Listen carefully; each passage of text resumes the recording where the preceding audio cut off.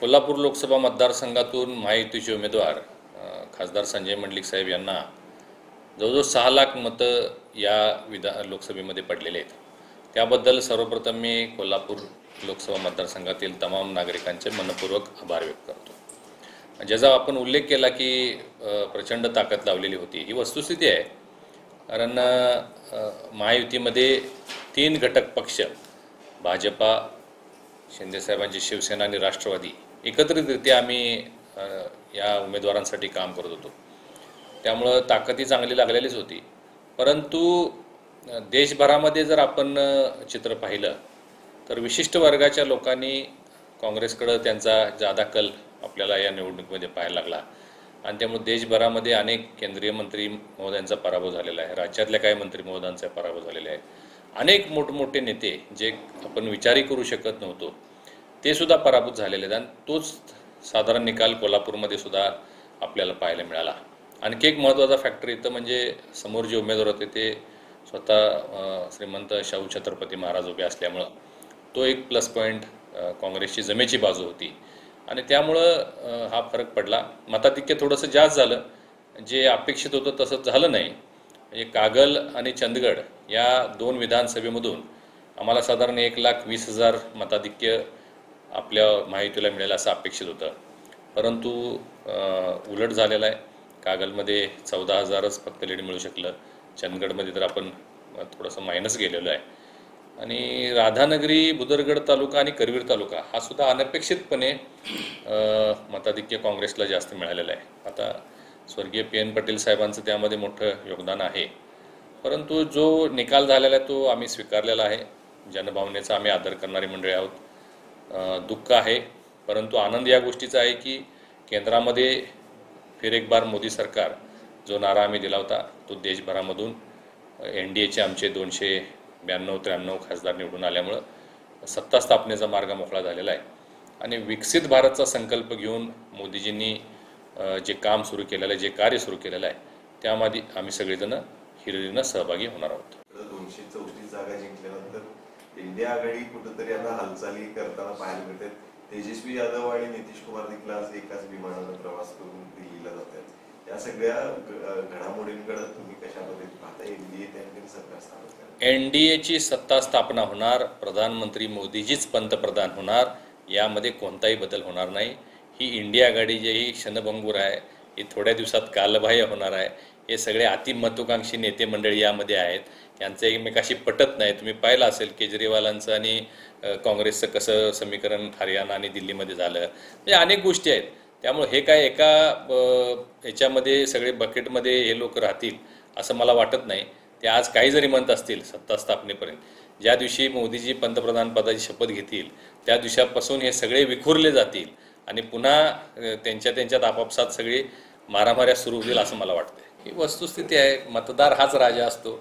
लोकशाहीमध्ये मतदार काय ठरवतील आणि त्याचा काय निर्णय होईल हे आज आपण निकाल पाहिल्यानंतर बघू शकतो की अनेक मोठमोठे जे लोक कधीच पराभूत होतील असं वाटत नव्हतं ते लोक पराभूत झालेले आहेत. त्यामुळं मतदारांच्या मनात काय असतं कोणी ओळखू शकत नाही. आपण जमिनीवर राहून लोकांची सेवा करणं, लोकांची कामं करणं, विकासात्मक कामं करणं आणि लोकांचा संपर्क ठेवणं, या सगळ्या बाबी राजकारणामध्ये, समाजकारणामध्ये महत्त्वाच्या असतात. त्या केल्या पाहिजेत, एवढं माझं म्हणणं आहे. करण्यासाठी 400 पार पाहिजे आहे, हे नॅरेटिव्ह सेट करण्यात इंडिया आघाडी यशस्वी ठरली असं आपल्याला वाटतं. हे पहा, काँग्रेसनं या देशावर 70 वर्ष राज्य केलेलं आहे. त्यामुळे एखादं परसेप्शन क्रिएट करणं, एखादा नरेटिव्ह सेट करणं, यामध्ये ते मास्टर आहेत. या निवडणुकीमध्ये काँग्रेस किंवा ही जी आमच्या समोरची विरोधी आघाडी होती यांच्याकडे कुठलाही मुद्दा नव्हता. विकासाचा तर नव्हता, परंतु लोकांच्यामध्ये संभ्रम निर्माण कसा करायचा तर त्याच्यासाठी त्यांनी हे कार्ड काढलं की संविधान बदलणार. आणखीन काही गोष्टी त्यांनी सांगितल्या की विशिष्ट समाजावर अन्याय होतोय किंवा तर हे सगळं हे काँग्रेसचं नरेटिव्ह सेट करण्याची त्यांची थिअरी आहे.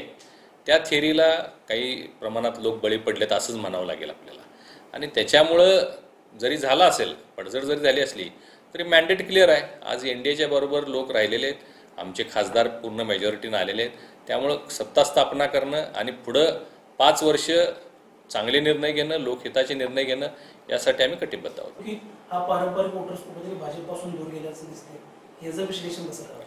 हे वस्तुस्थिती आहे तुम्ही म्हटल्याप्रमाणे की यापूर्वीच्या निवडणुकांमध्ये काही प्रमाणात मागासवर्गीयातील काही समाज किंवा मुस्लिम समाज हा भाजपसोबत असायचा, परंतु या निवडणुकीमध्ये मी सांगितल्याप्रमाणे काँग्रेसनं परसेप्शन क्रिएट केलं, नरेटिव्ह सेट केला, संविधान बदलणार असल्या गोष्टी केल्यामुळं हा मतदार थोडासा भाजपपासून गेला असं जाणवतंय.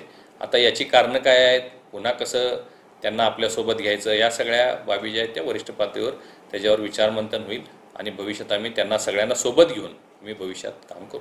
मोठा हात होता, त्यामुळे तिथे तुमचा पराभव झाला. या निवडणुकीमध्ये देखील शाहू महाराजांच्या मागे सतेज पाटील होते आणि आता त्यांची किंग मेकर म्हणून कुठंतरी आता पुढे येताना आपल्याला पाहायला मिळतात.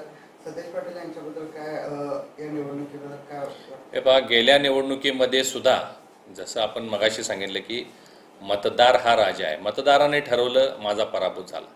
यामध्ये त्यांचा काही रोल आहे असं मी मानत नाही.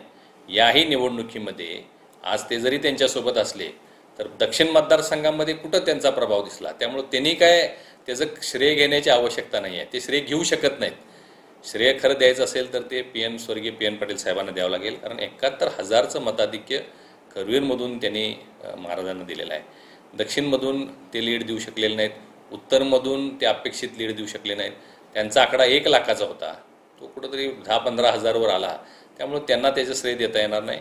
मतदारांनी ठरवलं, मतदारांनी केलं, तो निकाल आम्ही स्वीकारलेला आहे. लोकसभेची झाली, आता पहिला अध्याय संपला, आता दुसरा अध्याय विधानसभेचा सुरू झाला म्हणायचा आजपासून. काय नेमकी आता माहिती नाही, आम्ही विधानसभेचे 10च्या 10 जागा आम्ही गेले 3 वर्ष या लोकसभेच्या निवडणुकीच्या तयारीत आहोत. भारतीय जनता पार्टी संघटनात्मक धोरणानं काम करणारी पार्टी आहे.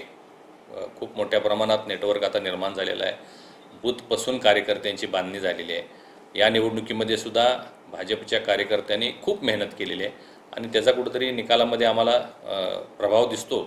येणाऱ्या विधानसभेमध्ये सुद्धा महायुतीच्या माध्यमातून जे काही उमेदवार ठरतील त्यांच्या पाठीशी आणि भाजपचे सुद्धा जास्तीत जास्त उमेदवार या जिल्ह्यामध्ये उभे राहावेत आणि हे सगळे निवडून आणावेत, यासाठी महाडिक परिवार पूर्ण क्षमतेनं काम करणार आहे.